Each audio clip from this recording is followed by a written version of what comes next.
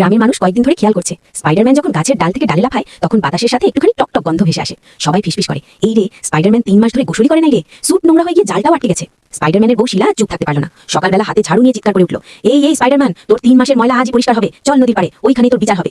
Spiderman ভয় বলল, আরে বউ, আমি তো ভিলেন ধরতেই ব্যস্ত ছিলাম। ভিলেন ধরা লাগবে পরে, আগে তোর গা ধোয়া লাগবে। এই রে স্পাইডারম্যান দৌড় দিচ্ছে, ধৈরান।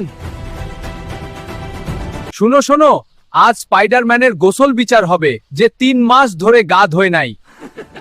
শিলা এক লাফে স্পাইডারম্যানকে ধাক্কা দিয়ে পানিতে ফেলে দিল। স্পাইডারম্যান পানিতে ভেসে মরার ভান করল। পানিও তো গন্ধ পেয়ে অজ্ঞান হতে গেছে, মাছেরা উপরে উঠে নিঃশ্বাস নিচ্ছে।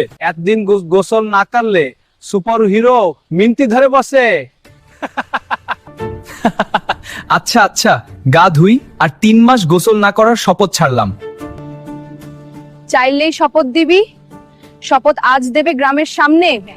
গোসল করো স্পাইডারম্যান, গা পরি স্পাইডারম্যান। এইবার নায়ক বাজবে, গ্রামও বাজবে আর নাকো। প্লেনে মাকড়সা আনা নিষেধ, বিপদ হবে। স্পাইডারম্যান, তুমি যে ফাইটগুলো কর ওগুলো দেখে তো আমি পুরো ফিদা। তারপর স্পাইডারম্যান 1 সুন্দরী মহিলাটি কি বলল, দেখো আমি আমার কর্তব্য করতে চাই, যদি কাহো চলে যাই।